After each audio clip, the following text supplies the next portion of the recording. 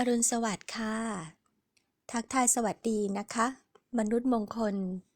ชนเผ่าทั้งหลายนะคะช่วงนี้หัวหน้าเผ่ายานแม่ไม่ได้อยู่ประจำการที่สำนักไม่รู้ว่า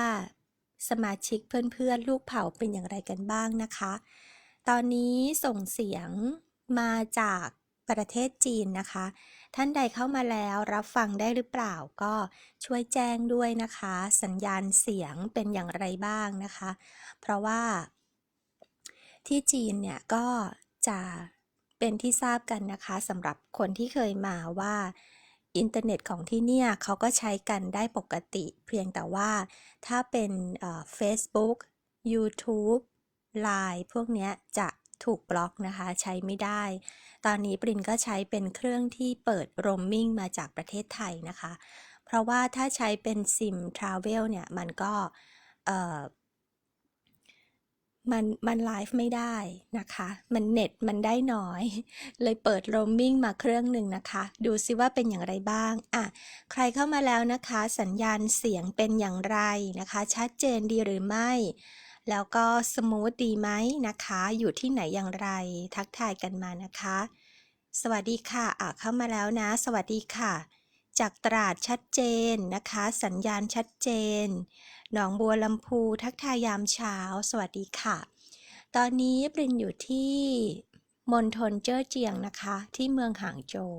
เดี๋ยวในส่วนของว่ามาทำอะไรยังไงเป็นยังไงบ้างมาจีนรอบนี้นะคะประเทศจีนก็เข้ามาหลายเมืองแล้วนะคะแต่ที่นี่ก็เพิ่งมาครั้งแรกค่ะนะคะเดี๋ยวจะกลับไปเล่าให้ฟังอีกทีนึงว่ามาทำไมมาอะไรนะคะแล้วเห็น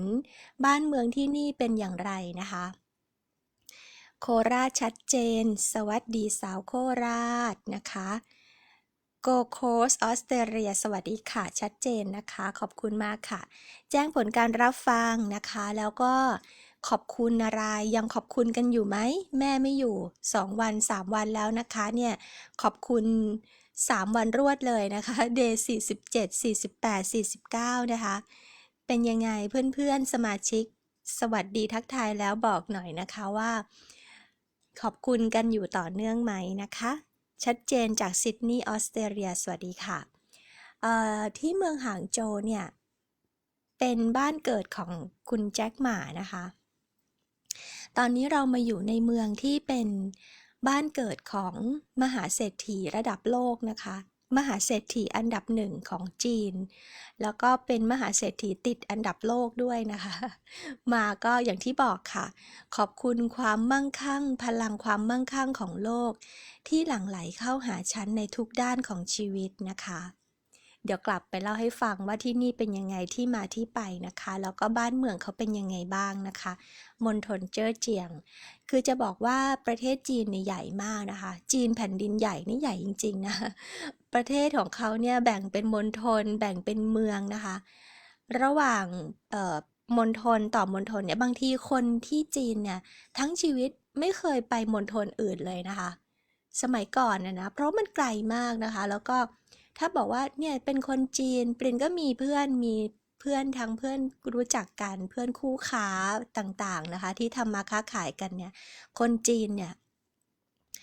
หลายคนนะคะบางคนก็แบบพอเขาบอกว่าเนี่ยเขาอยู่กวางตุ้งนะเราก็จะถามว่าอ๋อเหรอเคยไปเมืองนี้ไหมเคยไปเมืองนี้ไหมยังไม่เคยไปเลย บางคนเป็นคนจีนนะถามว่าเคยไปฮ่องกงไหมไม่เคยไปเอาทำไมอ่ะไม่ได้ไปเลยนะคะเขาบางทีเขาก็อยู่คือมันกว้างใหญ่นึกออกไหมคะเหมือนเราเดินทางข้ามประเทศเลยบางทีอ่ะถ้าจะไปแบบแต่ละเมืองแต่ละมณฑลอย่างเงี้ยค่ะต้องเดินทางไกลต้องมีธุระอะไรเงี้ยนะคะไม่เหมือนบ้านเราขับรถนะคะก็คือจากเหนือจรดใต้เนี่ย ขับรถก็ได้ขับรถถึงนะคะวัน2 วันก็ถึงแล้วอะไรอย่างเงี้ยนะคะของเขาไม่ใช่ใหญ่จริงๆเดี๋ยวกลับไปเล่าให้ฟังนะคะว่าความเปลี่ยนแปลงตอนนี้เป็นยังไงบ้างที่จีนชีวิตความเป็นอยู่ของผู้คนเป็นยังไงนะคะตอนนี้เพื่อนๆก็ไม่เห็นภาพนะแต่ว่าปรินก็ถ่ายทอดเสียงนะคะอยู่บนชั้น22ของโรงแรมนะคะภาพภาพมุมที่ส่งไปให้เมื่อวานนะคะนั่นก็คือภาพจากห้องพักนะคะ ชั้น22ของโรงแรมที่นี่มี30กว่าชั้นนะคะแล้วก็ด้านล่างตอนนี้ที่นี่เวลาประมาณ7โมงนะคะที่ประเทศจีนจะเวลาเร็วกว่าเมืองไทย1ชั่วโมงนะคะเพื่อนๆก็6โมงกว่าใช่ไหมที่นี่ก็7โมงนะคะ7โมงกว่าแล้วมั้งเมื่อกี้ตอนปริ้นไลฟ์ก็ประมาณ6โมง50นะคะเช้าที่เมืองเนี่ยนะคะพอดีมันไม่ใช่เมืองราชการน่ะก็ไม่มีคนพลุกพล่านถ้าเป็นบ้านเรา6โมงเช้าเนี่ยคนต้องรีบไปแล้วเพราะว่าราชการเข้างาน8โมงครึ่งใช่ไหมคะเอกชนก็บางที่ก็9โมงบางที่ก็8โมงอะไรเงี้ยตอนนี้ด้านล่างท้องถนนนะคะรถโล่งมากนะคะเพราะว่าเมืองที่ปรินอยู่เนี่ยเป็นเมืองค้าขายนะคะเป็นเมืองค้าขายไม่ใช่เมืองแบบพนักงานประจำหรือว่าข้าราชการนะคะก็เลยยังเงียบๆอยู่หมอกก็ลงนะคะบ้านเมืองเขาก็ตอนนี้กำลังสร้างเลยค่ะคิดว่าถ้าปีหน้ามาหรือว่าอีก2ปี3ปีข้างหน้ามาก็คงจะพัฒนากว่านี้ไปเยอะนะคะสวัสดีจากไซปรัสนะคะสวัสดีค่ะวันนี้เรามาขอบคุณเรื่องอะไรนะคะ3วันรวดเลยค่ะ Day 47 Day 48 Day 49นะคะขอบคุณอิสระเสรีขั้นสุดในชีวิตฉันขอบคุณความมั่งคั่งของโลกที่หลั่งไหลเข้าหาฉันทุกด้านขอบคุณผู้ช่วยอัจฉริยะของฉันที่มีอยู่ทั่วโลกนะคะ คือจะบอกว่าไม่ว่าเราจะอยู่ที่ไหนนะคะเราก็ขอบคุณได้หมดมันเป็นเครื่องมือที่เป็นปาฏิหาริย์จริงๆนะคะเพื่อนๆแชร์ไปด้วยนะปรินมาเวลานี้บางคนไม่รู้นะคะแล้วก็ไม่รู้สัญญาณมันแจ้งเตือนไปที่สมาชิกทุกคนหรือเปล่านะคะตอนนี้มีคนมาดูแค่1,800 คนเองนะคะการขอบคุณเนี่ยมันเป็นเครื่องมือที่ทรงพลังจริงๆนะทรงพลังมากนะคะเราไม่ต้องมีอะไรเลยเป็นอุปกรณ์แล้วเราก็ทำได้ทุกที่ทั่วโลกไม่ว่าคุณจะอยู่ที่ไหนคุณจะอยู่ในที่ที่แบบอากาศหนาวเย็นนะคะอากาศร้อนอบอ้าวภูมิประเทศบนเขานะคะอยู่ใต้มหาสมุทรหรือว่าคุณจะอยู่ที่ไหนบนเครื่องบินบนรถนะคะเดินอยู่ก็แล้วแต่ทรงพลังจริงๆอ่ะการขอบคุณเนี่ยนะคะตั้งแต่เราเริ่มปฏิบัติการปาฏิหาริย์แห่งการสำนึกรู้คุณเนี่ยวันที่9เดือน9ปี2019ใช่ไหมคะครั้งนี้เป็นครั้งแรกที่ปรินได้มาต่างประเทศหลังจากที่ขอบคุณไปเมื่อเดือน9เดือนนี้เดือน10นะคะก็เพิ่งได้มาเขียนขอบคุณนอกสถานที่นะคะที่เป็นจริงเป็นจังที่เราเริ่มทำด้วยกันมาเนี่ยนะคะตอนแรกก็คิดว่าเราจะแบบจะเขียนไหมนะคะเราจะทำไหมนะอะไรอย่างเงี้ยนะคะแต่ความตั้งใจเนี่ยคือต้องทำอยู่แล้วไม่ว่าจะกลับมาที่พักดึกดื่นแค่ไหนจะเหน็ดเหนื่อยคือครั้งนี้มาติดต่องานนะคะมาคุยธุรกิจมันก็เหน็ดเหนื่อยแบบว่าเดินทางนู่นนี่นั่นนะคะแต่ก็ไม่เป็นไรนี่มันโอ้โหการขอบคุณมันคือการพักผ่อนด้วยซ้ำไปนะคะมันเป็นการทำให้เราดึงสิ่งดีๆในชีวิตเราออกมาวันวันนั้นเราอาจจะแบบเหนื่อยมากนะคะติดต่องานฝนตกใส่อะไรอย่างเงี้ยนะคะ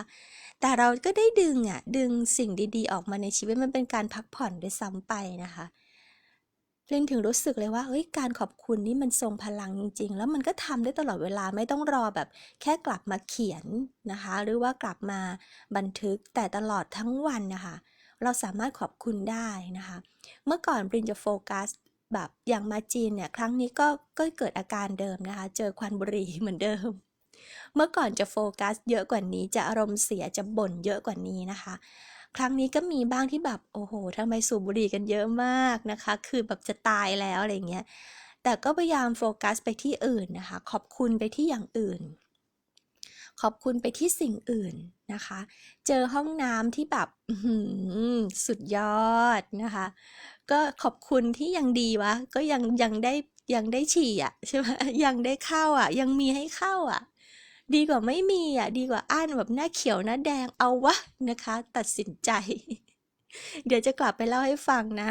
จะกลับไปเล่าให้ฟังว่า ยังไงเดี๋ยวจะบอกว่า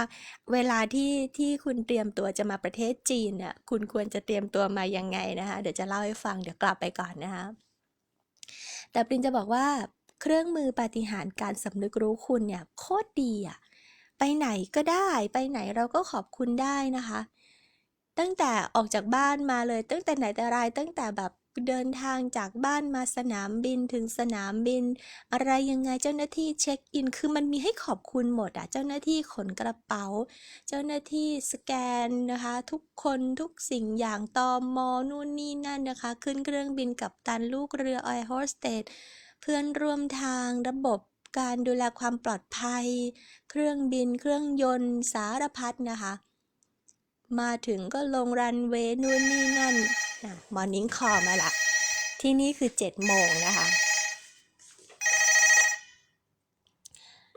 ต้องยกหูนะเวลาเขา Morning Call มานะคะปรินพักที่แชงกรีล่านะคะเอ่อต้องยกหูเพราะว่าถ้าคุณปล่อยให้สัญญาณ Morning Call ดังแล้วคุณไม่ยกหูไม่อะไรเขาจะมาเคาะประตูหน้าห้องนะคะเขานึกว่าคุณเป็นอะไร เขาจะเป็นห่วงนะเออคือจะบอกว่าเราขอบคุณได้ตลอดเลยเป็นเครื่องมือที่ทรงพลังมากๆคุณไม่ต้องมีอะไรคุณแค่มีสติสัมปชัญญะก็พอนะคะ คุณแค่มีสติสัมปชัญญะก็พอคุณก็ขอบคุณได้แล้วแบบไม่เป็นไรถึงบางคนบอกว่าไม่สะดวกจดเลยปรินถ้าคุณมาโรงแรมเนี่ยนะคุณก็จะมีเนี่ยมีเลตเตอร์มีแบบจดกระดาษเขียนจดหมายมีกระดาษโน้ตอันนี้ก็เขียนได้นะคะแต่ปรินเอาสมุดเล่มเล็กมาเล่มหนึ่งพกติดตัวมาด้วยสำหรับการจดขอบคุณนะคะในช่วงที่เดินทางแล้วก็ถ้าไม่มีก็ไม่เป็นไรเราก็ขอบคุณในใจเราเป็นภาวนาจิตของเราแบบเป็นสติของเราตลอดเวลาอยู่แล้วอย่างเงี้ยนะคะเราก็ขอบคุณได้ตลอดเลยคือแบบรู้สึกได้เลยว่าเฮ้ยมันดีมากๆเลยอะมันเป็นเครื่องมือที่โคตรทรงพลังจริงๆอะนะคะเออขอบคุณค่ะขอบคุณอินเทอร์เน็ตที่ทำให้ได้ฟังคุณปรินค่ะสวัสดีทุกคนนะคะสวัสดีโดยรวมนะคะสวัสดีโดยรวมนะคะสวัสดีสวยๆไปเลยนะคะ สวัสดีทุกคนค่ะก็นะ3 วันรวดนะคะเริ่มขอบคุณกันปรินก็ขอบคุณอิสระเสรีขั้นสุดในชีวิตฉันนะคะขอบคุณความมั่งคั่งของโลกที่หลั่งไหลเข้าหาฉันทุกด้านขอบคุณผู้ช่วยอัจฉริยะของฉันที่มีอยู่ทั่วโลกนี่ผู้ช่วยคนสวยดิฉันมาแล้วขอบคุณน้องมิมนะคะน้องมิมเป็นอีกหนึ่งผู้ช่วยอัจฉริยะแล้วก็น่ารักนะคะของปรินนี่น้องมิมนะคะ น้องมิมช่วยพี่ปรินในเรื่องของไฟล์นะคะไฟล์รูปไฟล์ฟอนต์อะไรต่างๆอยู่จีนคือมาติดต่องานใช่ไหมคะแล้วมันต้องใช้ฟอนต์เขาบอกว่าต้องใช้ไฟล์ CBR นะคะต้องทำโลโก้เป็นไฟล์ CBR ทำฟอนต์ภาษาไทยเขาไม่มีฟอนต์ภาษาไทยนะคะเป็นไฟล์ CBR ให้เขาแม่งงตึ๊บเลยลูกน้องมิมแม่งงตึ๊บเลย CBR อะไรวะแต่รู้ว่ามันน่าจะเป็นแบบพวกทำรูปแบบว่าที่เขาทำการ์ตูนอะไรอย่างงี้ใช่ไหม CBR เป็นไฟล์อะไรไม่รู้อ่ะไม่เข้าใจเหมือนกันก็เลยขอความช่วยเหลือนะคะไปยังน้องมิมจัดให้น้องมิมบอกเดี๋ยวหนูจัดให้นะคะขอบคุณน้องมิมมากๆเลยมหาเศรษฐีมิมนะคะให้น้องมิมมีงานเยอะๆนะคะแล้วก็มีชื่อเสียงโด่งดังในแวดวงเป็นโปรเฟชชั่นอลนะคะที่ใครนึกถึงงานภาพงานศิลปะงานเอ่อภาพการ์ตูนงานออกแบบอะไรพวกเนี้ยให้นึกถึงน้องมิมเลย ผู้ช่วยอัจฉริยะ ยินดีอย่างยิ่งค่ะพี่ปรีนขอบคุณที่พี่ปรีนให้มิมช่วยด้วยนะคะแน่นอนพี่ต้องให้น้องมิมช่วยแน่ๆนะคะพี่ติดต่อน้องมิมแบบได้รวดเร็วมากๆเลยขอบคุณมากๆเช่นกันนะคะเนี่ยขอบคุณผู้ช่วยอัจฉริยะที่มีอยู่ทั่วโลกนะคะเพื่อนๆก็เหมือนกันมีไหมเพื่อนๆแบบอันเนี้ยจะขอให้ใครช่วยดีนะอะไรเงี้ยก็มีผู้ช่วยนะคะทั่วโลกเลยนี่ล่าสุด เมื่อคืนเดี๋ยวฉันจะกลับไปเล่าให้ฟังนะแกจะบอกว่าทริปนี้แม่งแฟนซีมากๆเมื่อคืนนะคะเมื่อคืนเจอเรื่องลึกลับในห้องในห้องนอนที่นี่โรงแรม7 ดาวนะแชงกรีล่านะคะฉันนอนมาทั่วโลกนะขนาดไปนอนเมืองที่แบบ ไปนอนที่หนึ่งที่เยอรมันนะคะเขาบอกว่าเมืองเนี้ยเป็นเมืองแบบเมืองเก่าแล้วก็อาจจะแบบเจออะไรในห้องพักอะไรเงี้ยไม่ต้องตกใจเฮ้ยเราไม่เจออะนอนที่นั่น2 คืนไม่เจอแต่ที่นี่นะคะท่ามกลางเทคโนโลยีแบบเมืองที่แบบเต็มไปคือเป็นเมืองใหม่อ่ะเฮ้ยเจออะเจอนะคะแต่ขอโทษนะคะมีผู้ช่วยค่ะผู้ช่วยอัจฉริยะนะคะคืออาจารย์ของดิฉันเอง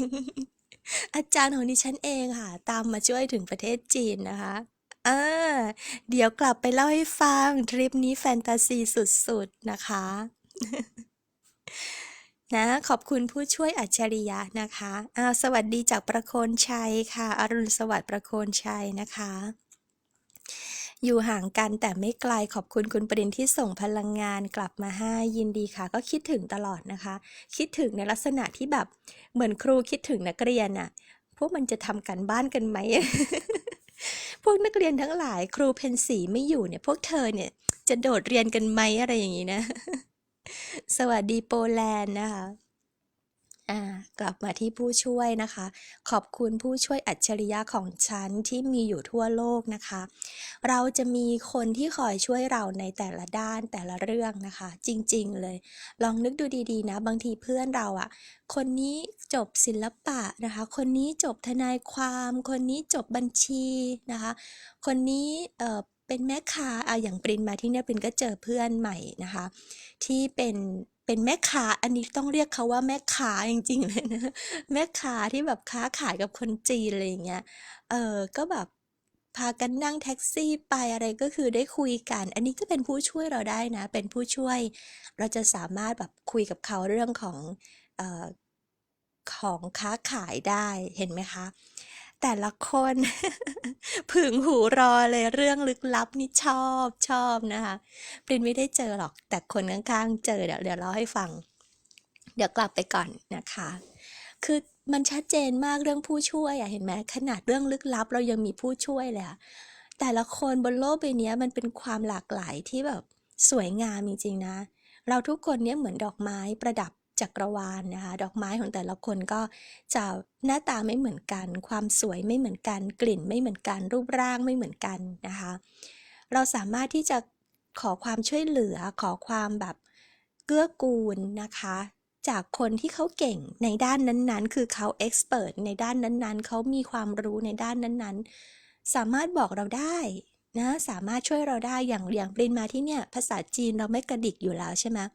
เราก็มีผู้ช่วยคือมีคนที่เป็นล่ามมีแอปก็พอใช้ได้อาจจะไม่100%แต่ก็พอใช้ได้นะคะมีภาษามือช่วยได้นะคะมีอะไรเราก็วิดีโอคอลหาไกด์นะคะหาไกด์หาล่ามว่าเอ้ยช่วยอันนี้หน่อยหรือว่าคำนี้ช่วยพูดออกมาหน่อยระบบไลน์ก็ดีมากๆเลยอะส่งเป็นเสียงก็ได้ใช่ไหมส่งเป็นเสียงไปเขาก็ส่งเป็นเสียงกลับมาหรือวิดีโอคอลได้หมดเลยเนี่ยคือผู้ช่วยอัจฉริยะต้องขอบคุณนะทุกคนนะขอบคุณผู้ช่วยอัจฉริยะของฉันที่มีอยู่ทั่วโลกเราต้องรู้ตัวเสมอเลยนะคะว่าเราเนี่ยเป็นคนที่มีคนช่วยทั้งโลกคนทั้งโลกกำลังช่วยเหลือเราคนทั้งโลกกำลังเกื้อกูลเรานะคะขอบคุณคนที่สนับสนุนฉันทั้งโลกทั่วโลกใบนี้ต้องขอบคุณมากๆเลยนะคะแล้วก็ขอบคุณความมั่งคั่งของโลกที่หลั่งไหลเข้าหาฉันทุกด้านโลกนี้มั่งคั่งเหลือเฟือจริงๆนะคะถ้าเพื่อนๆไม่เชื่อเรื่องเนี้ยก็จะไม่เจอนะ คือวันก่อนเราเพิ่งคุยกันใช่ไหมคะว่าเรามีโลกคนละใบนะไม่มีโลกของใครที่เหมือนกันและไม่ว่าคุณจะคิดอะไรมันถูกหมดนะคะไม่ว่าคุณจะเชื่ออะไรมันเป็นความจริงทั้งหมดการค้นหาความจริงของจักรวาลเนี่ยมันน่าพิศวงตรงหนึ่งที่ว่าไม่ว่าคุณจะตั้งสมมติฐานว่าอะไรมันจริงหมด มันจริงหมดละค่ะสมมุตินะสมมุติคนหนึ่งเชื่อว่าทำดีได้ดีทำชั่วได้ชั่วคนคนนั้นจะเจอเหตุการณ์ในชีวิตแบบนั้นแหละเสร็จแล้วบางคนนะพอไปเจอเหตุการณ์ในชีวิตที่ไม่ได้เป็นแบบนั้นเช่นไม่เห็นว่าทำดีจะได้ดีทำชั่วจะได้ชั่วเลย เขาเริ่มเปลี่ยนความคิดใหม่ว่าทำดีได้ดีมีที่ไหนทำชั่วได้ดีมีถมไปพอเขาเปลี่ยนความเชื่อแบบนั้นปุ๊บเขาจะเจอแบบนั้นเลยจำได้ไหมในเทปที่เราคุยเรื่องฟิสิกส์ควอนตัมอะที่สุดท้ายแล้วอะตกลงเออเขาไปเดี๋ยวนะเขาลงไปดูในไหนนะในควาร์กในอนุภาคที่เล็กที่สุดที่มนุษย์สามารถเห็นได้ตอนเนี้ยที่สามารถรู้ว่ามันมีอยู่แต่ไม่ใช่ว่าจะเล็กไปกว่านั้นไม่มีนะคือเท่าที่มนุษย์เจออะเราจะให้มันเป็นอนุภาคหรือให้มันเป็นคลื่นก็ได้แล้วแต่ว่าผู้สังเกตอะจะตั้งสมมติฐานว่ายังไงถ้าผู้สังเกตคือเราเป็นผู้สังเกตตั้งสมมติฐานว่าสิ่งนี้คือคลื่นคุณสมบัติมันจะเป็นคลื่นแต่พอเราตั้งสมมติฐานใหม่ว่ามันคืออนุภาคมันก็จะเป็นอนุภาคเพราะฉะนั้นเขาถึงบอกว่าตัวน่าจะเป็นฮิกส์หรือเปล่าคะไม่รู้ว่าหน่วยมันคืออะไรปรินจำไม่ได้นะมันแล้วแต่ผู้สังเกตตั้งสมมติฐานว่ายังไงมันก็จะเป็นไปตามนั้นมันโคตรอธิบายเลยอะว่าโลกของคุณน่ะจะเป็นไปตามสิ่งที่คุณตั้งสมมติฐานหรือว่าสิ่งที่คุณเชื่อคุณเลือกโลกของคุณเองเพราะฉะนั้นมันถึงมีแบบทำไมคนบางคนสูบบุหรี่จนตายก็ไม่เป็นมะเร็งใช่ไหมเพราะเขาเลือกของเขาแบบนั้นแล้วสมมติฐานของเขาก็คือไม่รู้ในการเชื่อระดับลึกของเขามันเป็นอย่างนั้นเออทำไมคนอ้วนแข็งแรงก็มีใช่ไหมคนผอมบางคนป่วยอดแอดก็เยอะไม่ได้แปลว่าผอมจะดีกว่าอ้วนอย่างเงี้ยคือปรินจะบอกว่ามันชัดเจนมากยิ่งเราขอบคุณยิ่งเราอยู่ในโฟลว์นี้นะ เรายิ่งเห็นความชัดเจนของความเป็นไปของโลกมากๆเลยอะแล้วยิ่งคุณเป็นมนุษย์มงคลนะถ้าคุณเป็นมนุษย์มงคลแล้วคุณไม่เคยออกจากบ้านน่ะคุณจะไม่รู้ว่าคุณน่ะมีความแตกต่างในความคิดขนาดไหนนะคะคุณจะไม่รู้เลยว่าคุณน่ะโคตรโชคดีขนาดไหนที่แบบมีฐานจิตมนุษย์มงคลน่ะแต่ถ้าคุณได้ออกมาเจอสังคมนะคุณได้มาเจอแบบคนที่เขาคุยกันหรือคนเขาทะเลาะกันหรือคนเขาทำธุรกิจกันน่ะคุณจะรู้เลยว่าโคตรโชคดีเลยอะที่เราเป็นมนุษย์มงคล ที่เราเห็นแล้วเราเข้าใจอะไรเยอะขนาดนี้ที่เราแบบเราเห็นคือมันเห็นน่ะมันเห็นหมดเลยแล้วมันเข้าใจหมดเลยมันรู้ทันหมายถึงว่ามันรู้เส้นทางทั้งหมดนะคะใครจะมาเล่ห์เหลี่ยมกับเราก็ไม่ต้องไปกลัวเราไม่เคยกลัวเสียเปรียบไม่เคยกลัวเสียเปรียบไม่เคยกลัวเสียผลประโยชน์นะคะเพราะมันไม่มีใครเอาผลประโยชน์ไปจากกันได้จริง เราก็แค่เห็นมนุษย์แค่นั้นเองอะแค่เห็นมนุษย์แค่เห็นความอยากความกลัวของตัวเองนะคะเห็นหมดเลยเข้าใจทุกอย่างไม่กลัวอะไรทั้งนั้นแล้วก็ได้เห็นความมั่งคั่งของโลกเพราะว่าเราเลือกโฟลว์นี้เราเลือกคำว่าโฟลว์คืออะไรโฟลว์พูดกันบ่อยเลยใช่ไหมทำไมต้องใช้คำว่าโฟลว์คือมันเหมือนมันทับศัพท์ไปแล้วมันเหมือนจะเข้าใจมากกว่าเราเลือกวิถีเราเลือกเส้นทางนี้เราเลือกการไหลลื่นแบบนี้เราเลือกท่อนี้ท่อที่มันไหลลื่นแล้วการไหลลื่นเนี่ยมันก็นำพาเอาแบบความมั่งคั่งนะคะความมั่งคั่งเหลือเฟือต่อท่อลงมาถึงเราลินได้สัมผัสตรงนี้มากเลยนะความมั่งคั่งของโลกที่เทลงมาใส่เราอะ เพื่อนๆเองก็ต้องขอบคุณนะคะขอบคุณความมั่งคั่งของโลกที่หลั่งไหลเข้ามาหาฉันในทุกด้านทุกด้านจริงๆนะและนอกจากนั้นก็ขอบคุณอิสระเสรีขั้นสุดในชีวิตฉันด้วยนะคะอิสระเสรีขั้นสุดชีวิตเพื่อนๆเนี่ยคำว่าอิสระเสรีอ่ะอาจจะไม่ได้แปลว่าเหมือนปรินคืออยากจะไปไหนก็ไปอยากจะทำอะไรก็ทำอยากจะกินอะไรก็กินอยากจะตื่นกี่โมงก็ตื่นนะคะปรินเดินทางต่างประเทศมาหลายประเทศหลายทวีปเนี่ยพูดได้100%ว่าเป็นการเดินทางส่วนตัวทั้งหมด ไม่เคยแบบบริษัทส่งไปนะคะไม่เคยแบบทีมงานทำยอดไม่เคยสะสมแต้มจากการขายสินค้าไม่เคยเลย ทุกอย่างทำเองหมดนะคะปรินไม่ได้บอกว่าบริษัทส่งไปขายสินค้าทำแต้มได้หรือว่าบริษัททำยอดพาทีมงานไปเที่ยวแล้วมันจะไม่ดีมันดีจริงมันดีค่ะเพราะคุณก็ไปแบบได้เงินด้วยไปเที่ยวด้วยแต่สำหรับปรินไม่เคยเจอสิ่งนั้นส่วนมากมันจะเป็นสิ่งที่ปรินเลือกเองนะคะก็คือเงินตัวเอง100%ค่ะทั้งหมด100%นะคะแล้วก็บุ๊กเองทำอะไรเองหมายถึงว่าฉันกำหนดของฉันเองอะว่าฉันจะไปไหนกี่วันเมื่อไหร่นะคะเมื่อไหร่ไปเมื่อไหร่กลับเมื่อไหร่ยังไงนะคะแล้วก็เป็นอิสระเสรีขั้นสุดอันนี้เพื่อนๆอาจจะมองว่าเป็นความอิสระเสรีบางคนบอกว่าเนี่ยพี่ไม่เคยทำได้แบบปรินพี่ถือว่ามีอิสระเสรีไหมมีค่ะพี่มีอิสระเสรีทุกคนมีอิสระเสรี ทุกคนมีอิสระเสรีในชีวิตค่ะคุณสามารถทำอะไรก็ได้ตราบเท่าที่คุณไม่ทำร้ายคนอื่นใช่ไหมตราบเท่าที่คุณไม่เบียดเบียนใครตราบเท่าที่คุณไม่ไปยุ่งกับผลประโยชน์ของใครอ่ะคุณมีอิสระเสรีเต็มที่เลยค่ะอย่างน้อยๆคุณมีอิสระเสรีในการคิดของคุณในการเลือกโลกของคุณเนี่ยปรินถือว่าเสรีที่สุดแล้วเป็นความอิสระเสรีที่สุด ในเทปเก่าเทปหนึ่งนะคะปรินพูดถึงเรื่องการเที่ยวไม่รู้ชื่อเทปว่าอะไรแต่มีคำว่าเที่ยวเนี่ยแหละไปลองเซิร์ชหาดูนะคะปรินพูดว่ามนุษย์มงคลเนี่ยเราไม่เอาการท่องเที่ยวมาเป็นโปรไฟล์ชีวิตหมายถึงว่าปรินไม่ได้บอกคุณว่าให้คุณตั้งเป้าหมายความสำเร็จที่การท่องเที่ยวการมีบ้านใหญ่มีรถหรูมีเงินเป็นฟ่อนๆแล้วการไปเที่ยวกลายเป็นแบบคือปรินไม่ได้สนับสนุนให้อัพโซเชียลว่าไปเที่ยวที่นั่นที่นี่แล้วดูว่าตัวเองมีชีวิตประสบความสำเร็จการไปเที่ยวคือการเปลี่ยนสถานที่นะคะการไปเที่ยวได้อะไรบ้างปรินพูดในเทปเก่าเอาไว้เพราะฉะนั้นเพื่อนๆอย่ามองว่าคนที่ไปเที่ยวเขาดูไฮโซคนที่ได้แบบไปต่างประเทศบ่อยๆเขาดูไฮโซกว่าเราเขาประสบความสำเร็จกว่าเราไม่ใช่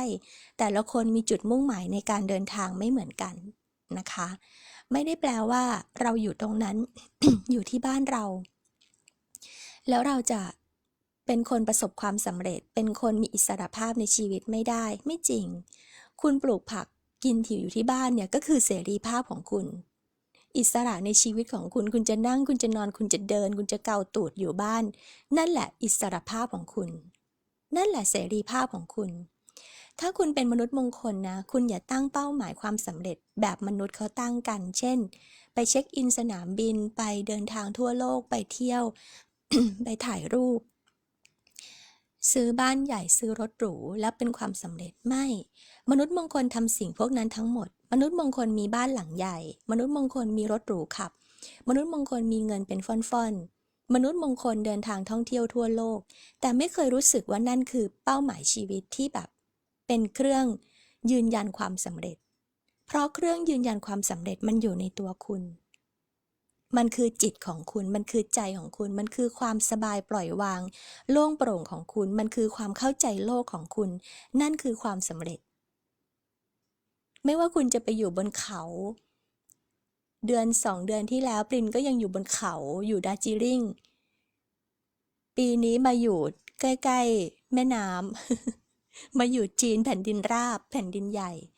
คุณจะอยู่ตรงไหนก็ไม่รู้อ่ะบนโลกใบเนี้ยบนภูมิประเทศไหนก็ไม่รู้ แต่สิ่งที่มันคือความสำเร็จคือใจของคุณ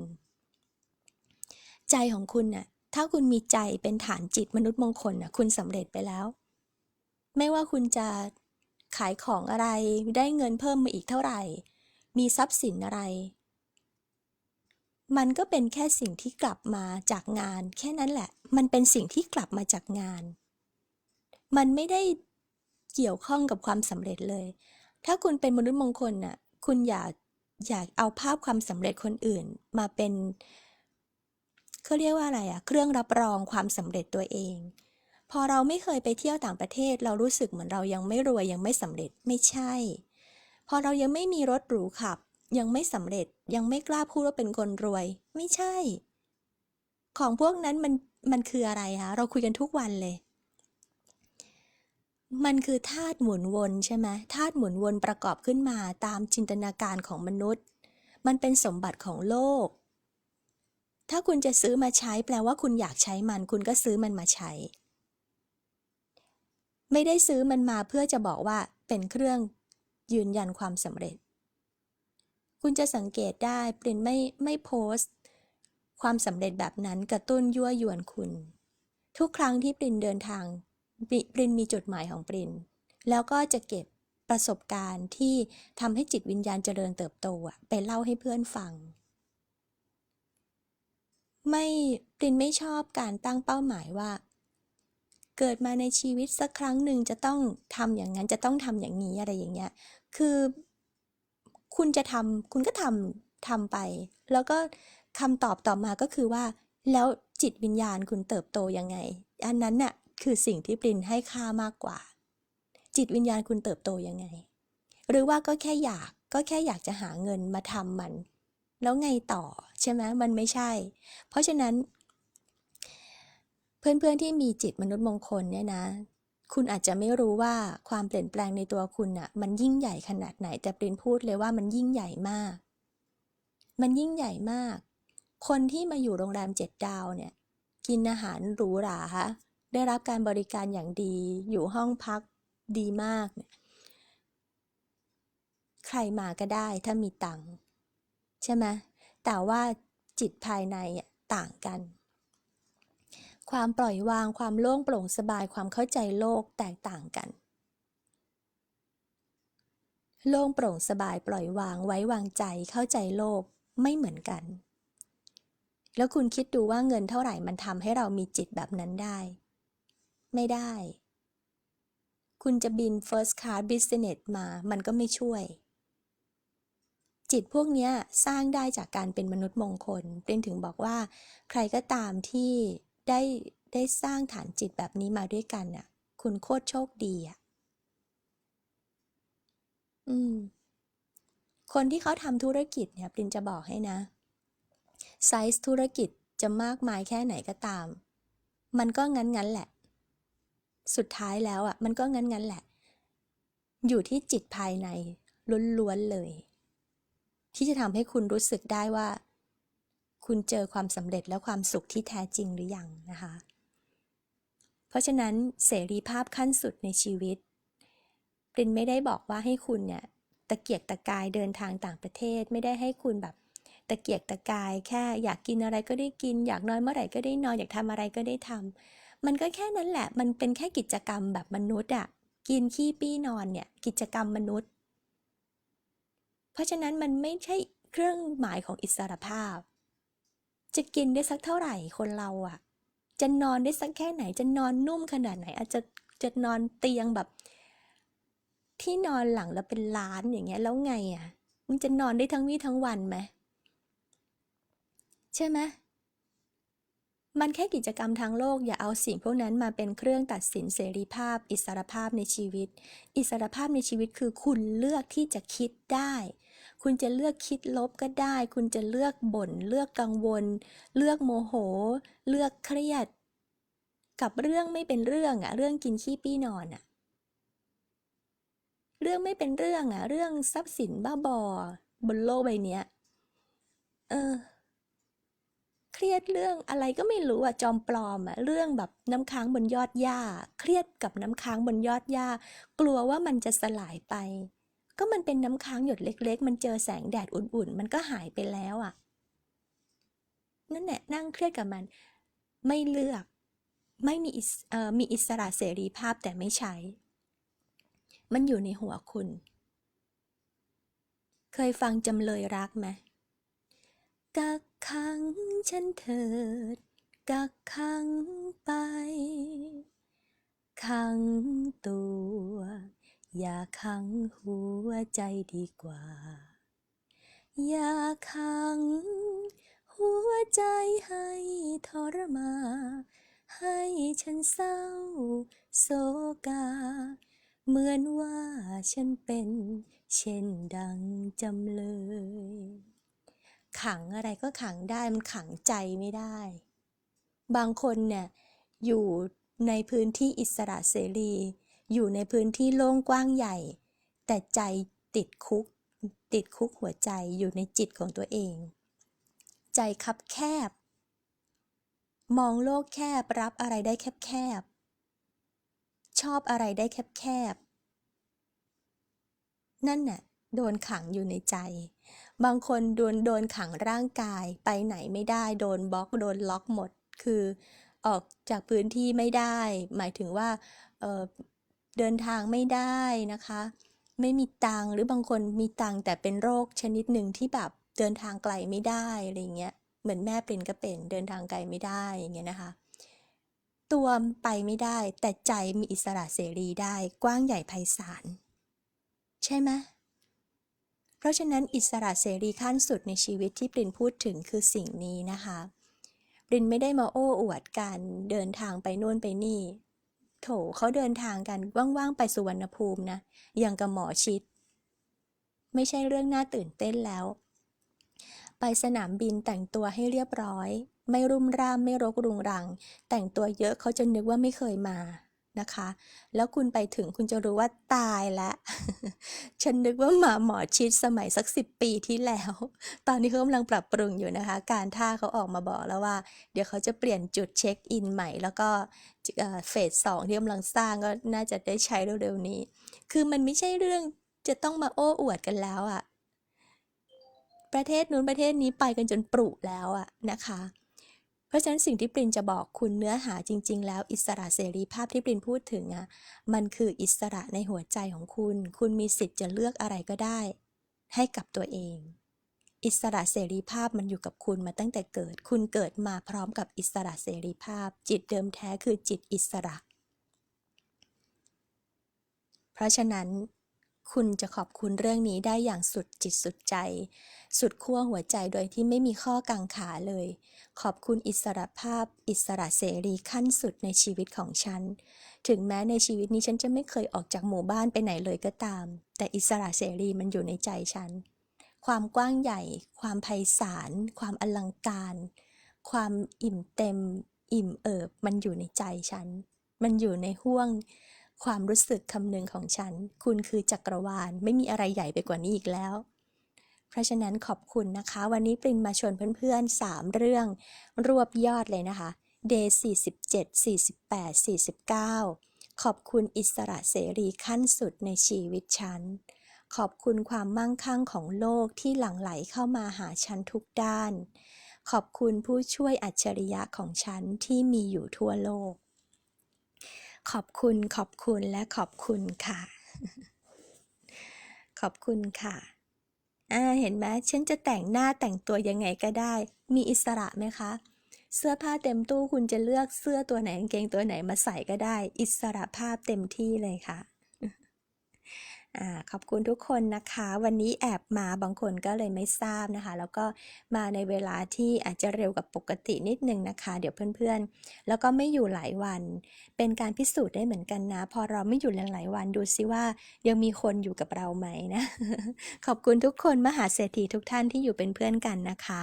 ขอบคุณทุกคนเลยขอบคุณน้องมิมด้วยนะขอบคุณที่ทำไฟล์ให้พี่นะคะขอบคุณมากค่ะเดี๋ยวพี่ลองไปให้กับคนที่ดีลงานด้วยนะคะ ถ้าใช้ไม่ได้เดี๋ยวจะรบกวนอีกนะ เพราะพี่คงทำเองไม่ได้ในส่วนนี้นะคะ ต้องให้อัจฉริยะช่วย ขอบคุณมากๆเลยค่ะ ขอบคุณทุกคนนะคะ ขอบคุณอภิมหาเศรษฐีทุกคน ไม่ได้อ่านข้อความทุกท่านแต่ว่าเดี๋ยวจะกลับไปอ่านย้อนหลังนะคะ ขอบคุณมากค่ะ ขอบคุณครูรู้ในตัวคุณค่ะ ขอบคุณครูรู้ในตัวปรินนะคะ ขอบคุณอภิมหาเศรษฐีปรินแก้ววัชรพล ขอบคุณอภิมหาเศรษฐีข้างบ้านทุกท่านนะคะ จะตื่นหรือหลับก็รับ100 ล้านพันล้านนะคะ ดึงมันออกมาจากข้างในค่ะ สิ่งพวกนี้มันเป็นสิ่งที่อยู่ข้างในนะคะ ทุกอย่างที่คุณเห็นว่ามันมาจากข้างนอกอะค่ะ ที่จริงแล้วมันสร้างมาจากข้างใน เพราะว่ามันสร้างมาจากจักรวาลภายในของคุณ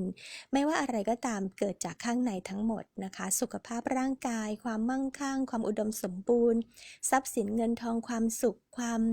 ทุกสิ่งอย่างมันออกมาจากข้างในเพราะฉะนั้นคุณมีอยู่แล้ว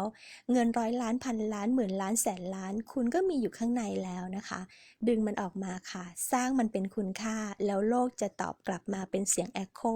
เท่ากับที่คุณส่งออกไปนะคะเรื่องนี้ไม่ต้องกังวลนะคะส่วนอีกเรื่องหนึ่งที่เราคุยกันมาตลอดก็คืออิสรภาพทางจิตวิญญาณนะคะให้เพื่อนๆได้สัมผัสถึงตรงจุดนี้มันใช้เงินทั้งโลกซื้อไม่ได้มันมันมีค่าที่แบบตีเป็นมูลค่าไม่ได้เพราะฉะนั้นปรินก็หวังว่าทฤษฎีกลับหลังหันเนี่ยจะช่วยเพื่อนๆได้นะคะให้พบอิสรภาพในชีวิตยิ่งขึ้นไปค่ะขอบคุณครูรุผู้นำทางครูรุทางปัญญาญาณทุกท่านขอบคุณเทพนำทางปรินได้เทพนำทางอยู่กับปรินตลอดทุกวันที่มาประเทศจีนนะคะแล้วก็ขอบคุณพลังแห่งพระผู้สร้างและสิ่งนั้นอันเป็นอนันต์ค่ะขอบคุณพลังต้นกำเนิดของเราทั้งปวงนะคะขอบคุณความรักความเมตตาสุดเหลือประมาณของจักรวาลค่ะขอบคุณความรักอันไร้เงื่อนไขนะคะที่คอยอบอุ้มค้ำจุนดูแลเกื้อกูลเราตลอดเวลาขอบคุณพลังแห่งพระผู้ช่วยขอบคุณพลังแห่งมนุษย์ผู้อัจฉริยะเครื่องมือเครื่องจักรธรรมชาติทั้งปวงทุกสิ่งที่ประกอบกันขึ้นเป็นโลกทั้งใบเป็นจักรวาลทั้งปวงนะคะที่เป็นผู้ช่วยอัจฉริยะของพวกเราทุกคนค่ะขอบคุณและขอบคุณนะคะอ้าวน้องเจแปนเพิ่งมาพี่ไปแล้วนะ ขอบคุณทุกคนค่ะโอกาสหน้าเจอกันแล้วก็ท่านเด็ดดีๆก็อาจจะมาไลฟ์อีกนะคะขอบคุณมากค่ะสวัสดีค่ะ